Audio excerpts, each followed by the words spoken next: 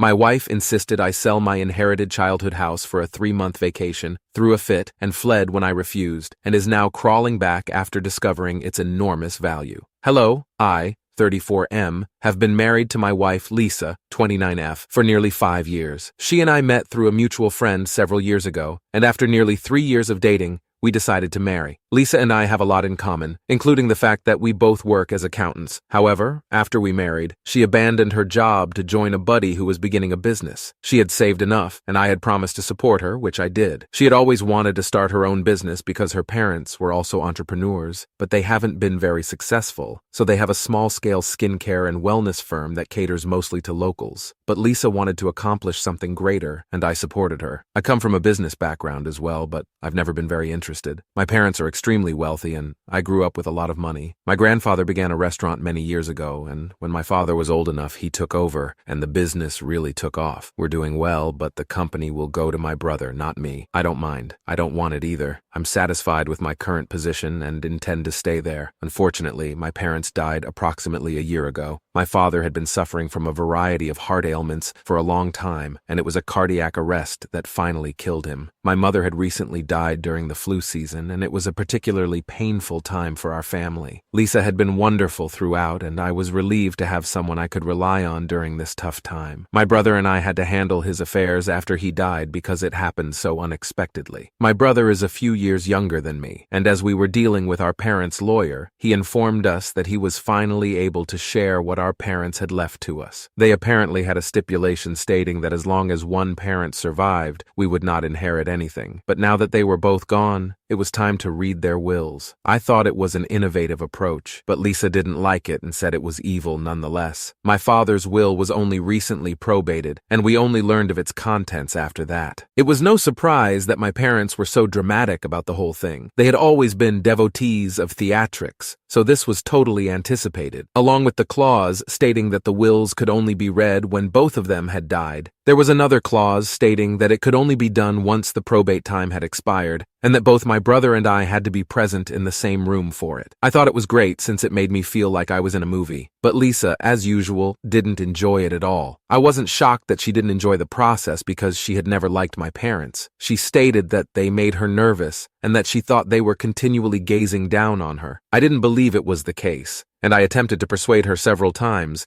but she never bought it. Anyway, a few months ago, my brother and I eventually met for the reading of the wills, and we were informed that all of the property would be divided equally between us. While my brother would inherit the business, which was appropriate given that he had handled it while my father was ill, I would receive their home. And by their house, I mean the huge estate where my parents formerly lived. My boyhood home was quite valuable, and I was delighted that they had left it to me. Aside from that, all of their remaining money would be shared evenly between us, and any other assets they had that were not specifically named in the paperwork would be auctioned, with the proceeds going to charity. My brother and I were fine with it, because I believe they were more than fair and equal. But Lisa had an issue because she felt the business should have been left to me so that we could manage it as partners. I didn't think it would work since, for starters, I wasn't interested in operating my parents' restaurant. As I previously stated, I was fairly satisfied with my employment. It paid well, and I was in a high-level position, so I had nothing to worry about. Furthermore, my brother had put in the time and effort to grasp how the organization operated and knew everything about it. I don't think it would have been fair of my parents to leave it to both of us and let us run it together. He deserved to be the sole owner since he had worked hard for it, and I believed he could go even further than my father because he had incredible business acumen, so I was happy for my brother. He and I have a terrific relationship, so I was confident that if I ever got into trouble, he would bail me out without question. But for some reason, Lisa didn't enjoy what was going on. She was reassured by the fact that I had inherited the mansion. It was quite expensive, not to mention that it was quite old, having been built by my great-grandfather, my mother's father, a long time ago. My mother's family was also quite wealthy, and I believe they were of aristocratic descent. I'm not sure about the history, but I do know that they were quite wealthy. It also helped that my mother's father was one of the best judges of his day, so there were generational riches, which my mother's family members had all preserved via their jobs. It's crucial to note how hard my parents worked despite their family riches, which, I concede, gave them an advantage over others. But they never looked down on somebody who was not as wealthy as they were, and they taught me to be the same way. But anyway, when Lisa heard that I was going to inherit their fortune, she immediately insisted that we sell the house for a good price,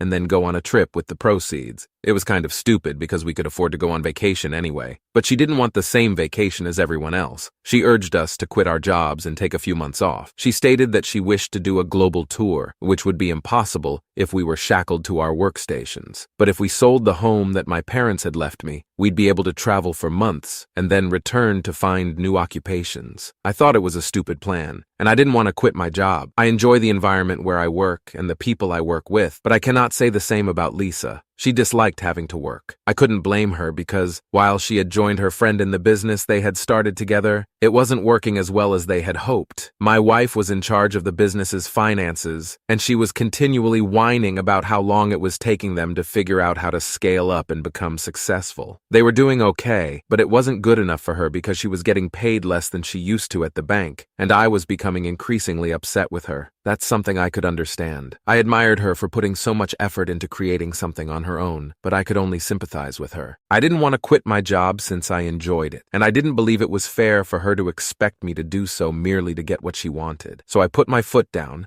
and told her that I would not sell the property at any price. More than not wanting to go on a 3-month trip, I did not want to sell my childhood home. It held a lot of sentimental importance for me, and I didn't believe it was fair to ask me to sell something so important to me so that we could go on vacation. Lisa became enraged when I was rejected, calling me a variety of names. She said I was selfish and she shouldn't have expected any better because, after all, I was my parents' child, and I was treating her the same way they had all their lives, looking down on her. She claimed she wasn't asking for much, but I thought it was excessive. I also disliked the fact that she was calling me selfish just because I wanted to keep working at my current position and did not want to sell my house. She was being foolish, and I told her that. So she really lost her mind that day, and we had the most heated disagreement of our relationship. We had never felt the way we did that day, and I had never lost my temper with her like that. We said a lot of awful, mean things to each other and tried to make each other unhappy. So, after a while, she just packed her belongings and left the house to stay with her parents. She said she wouldn't come back unless I changed my mind about the vacation. Apparently, this was no longer about the holiday, but about the principle. She said that I was never willing to make sacrifices for her or prioritize our marriage, and she was sick of it. I had no idea what she was talking about at the time because it looked like a bunch of BS she was making up on the spot to make me feel guilty, and guilt-tripped me into agreeing with her. Even when I asked for an example of when I had set her down, she couldn't come up with one. It was a dumb dispute motivated solely by wrath, and I sincerely regret it because I love my wife and would like her to return. However, the things she said were really nasty and needless. She made me feel like the villain for refusing to quit my work merely because she despised her own. She also said a lot of negative things about my parents, which I thought was unfair. They were gone and they would be unable to protect themselves. Call me sensitive, but I think it's inappropriate to speak badly of the deceased. I had no idea where half of it was coming from, because she claimed that my parents had always looked down on her and made her feel inferior, simply because she did not come from a wealthy family or belong to the same social class as they did. I mean, I had no idea what she was talking about because, as far as I was concerned, my parents had always treated her well, and my parents were not the type of people who judged others based on their income. They weren't like that, which is why I wasn't trained to feel the same way, and I knew it for certain. Everyone who knew my parents would attest to it. All of this combined, her disparaging my parents and calling me selfish for stuff I wasn't even supposed to feel bad about, led me to decide that I wouldn't contact her until she contacted me first. We had a really intimate fight. Therefore, I hadn't told anyone about it, including my brother, despite our tight relationship. And I believe that's where I went wrong, because a few days ago, my brother allegedly couldn't reach me on my phone because I was in a meeting, and he had something very important to tell me. He was unaware that my wife and I were fighting, so he called Lisa and told her what he wanted to talk to me about. I had told my brother to do some studies to see how much the property would be worth if I decided to sell it. He had a couple of acquaintances who worked in real estate, and he spoke with them and discovered that the estimate was just half of what the property was worth. Apparently, the house's architecture is popular right now, and buyers are lining up. One of his realtor pals even suggested that he could arrange a transaction between me and a guy he knew who was searching for a house and transform them into really classy and costly ARBs. I thought that was a brilliant idea because it allowed me to have some control over my property while also making money from it, and it honestly seemed like a better option than simply selling it. Unfortunately,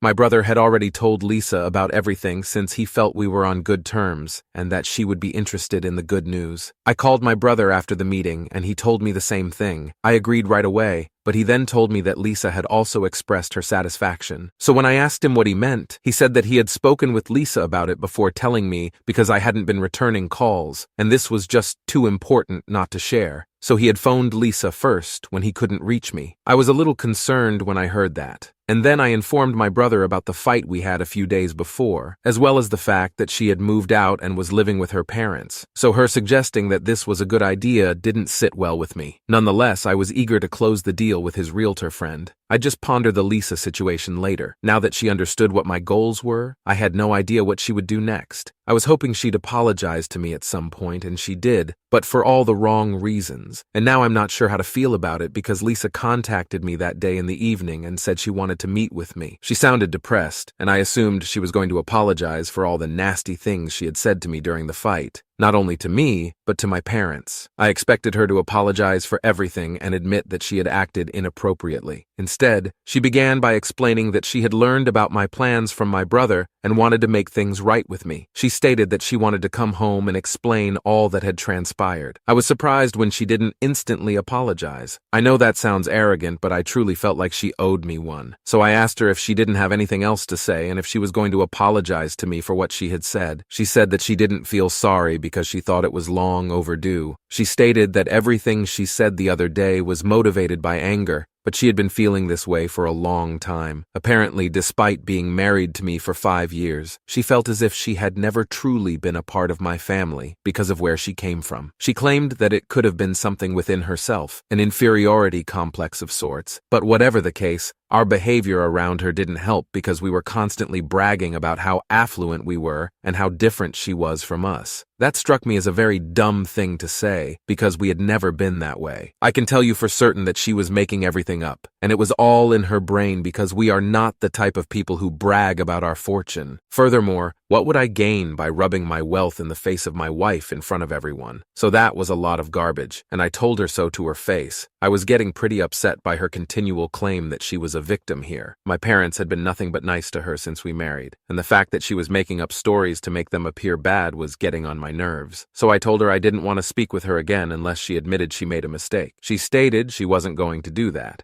And in the heat of the moment, I informed her that if she didn't feel sorry for what she said, I had nothing else to talk to her about, and there was no purpose in continuing the conversation. I told her I was going to file for divorce, so she should get a lawyer, and then I hung up. I believe that's what worried her the most, since ever since I announced that I was going to file for divorce, she has been contacting me non-stop, begging me to forgive her. She keeps telling me that I'm overreacting and blowing things out of proportion, yet she has yet to apologize to me. She has begged me to accept her back and give her a chance to explain everything, but I don't believe I owe her that, not until she apologizes to me for the horrific things she said about my family. Given that my parents had passed away, I think it was terrible of her to try to blame them for her own bad actions. I also discussed this with my brother, and he feels the same way. He believes that I should avoid speaking with her until she admits that she made a mistake. She has been texting me non-stop, but I have not responded to any of her texts because I don't know what to say to her. I mean, what do you say to someone who refuses to admit that what they did was bad and wrong? She is adamant that if we simply meet once and speak things out in person, I'll be able to see her point of view, and maybe then I'll forgive her and work through this. But I have no intention of meeting with her in person until she accepts that she messed up. I think she's being quite immature about this, and I'm honestly fatigued from how annoying everything is. She texted me again last night, and I made it clear to her that I would not speak to her or meet with her until she apologized, and that was my final choice. I also issued her an ultimatum, telling her that if she didn't decide what she wanted to do about it within a week, I'd have no choice but to file for divorce since I couldn't continue on like this.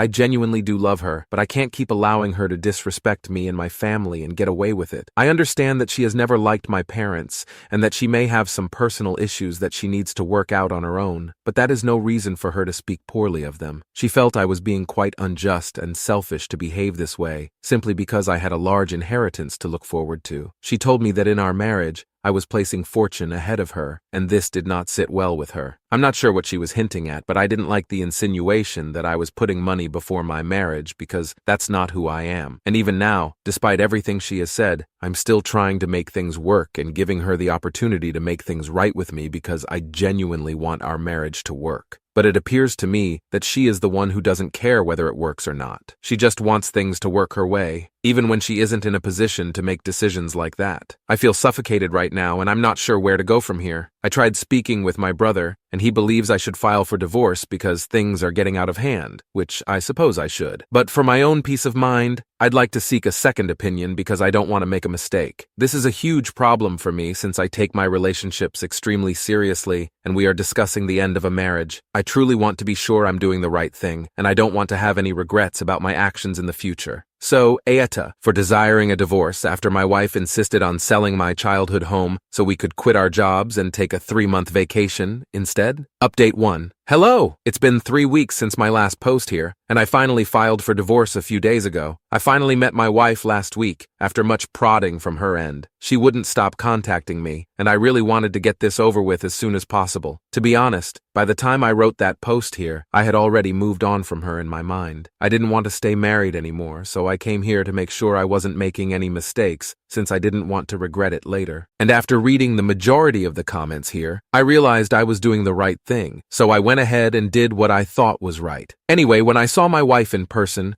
we chose to eat lunch in a restaurant rather than at home because I wanted this to be impersonal, and if we were outside, she wouldn't be able to cause a scene. So there was another reason. It was weird to see her after so long, and I wanted to go, but I had already committed, so I had to sit through it all. I wish I could say she said anything new or that we were able to work things out, but we didn't, which is why I'm getting divorced. She told me the same thing again, saying that even if our parents hadn't treated her horribly, she felt disrespected because she didn't come from a wealthy family like ours. It was pretty irritating since, by this point, even she knew it was all in her head, and that she was simply making things up to justify hitting my parents. So I told her she needed to stop doing that, but she said she couldn't just turn it off since that's how her brain works, which I need to understand. And while I realize and respect the fact that she has difficulties and is aware of them, I can't keep letting her walk all over me and allowing it to happen simply because she has issues. She told me that she thought I was being selfish by not putting her above a silly house that my parents had left me, and that it seemed like I was telling her she wasn't worth anything. So I told her once and for all that it was an unfair and stupid comparison, and that I was tired of her constantly trying to make me look like the bad guy for simple reasons like refusing to sell the house that my parents had left me and in which I had grown up, or refusing to quit my job because I was actually happy at it. I felt like she was continuously projecting, and I had tolerated it for a long time, but I couldn't take it anymore. I informed her that I had been thinking about it for a while and that I was going to file for divorce right away since I no longer wanted to be with her. She seemed surprised when I stated that, but she didn't make a scene or anything. She informed me that she appreciated it and that, while she would not have liked that things finished this way, there was no other option because things had progressed too far for us to consider reconciliation. And that's how things ended. We haven't spoken since, and she has blocked me everywhere, but I guess I should have expected that. Anyway, I've filed for divorce, which will be finalized in a few months. I'm not too concerned about the inheritance and other details because we have a prenup, so it should be a reasonably simple procedure, but it will still be emotionally exhausting, and I'm mentally preparing myself for it. Update 2. I learned today that Lisa will not oppose the divorce, and I'm not sure how that makes me feel. I suppose I'm relieved that this is finally coming to an end. I'm also mildly upset that my marriage is ending, and I'm not sure why, but the fact that she isn't challenging makes me feel like this is happening. It's strange and sad, but this is what I wanted, and it's finally happening, so I'll just have to accept it and get on with my life. I've already begun packing up stuff I don't need that she and I brought together because I don't want any reminders of her in the house. The divorce will be terrible enough. I don't need to make it any more difficult for myself. My friends and brother are all there for me, and I am quite grateful for that. They're the ones guiding me through this. Update 3. Hello, so here's a little update.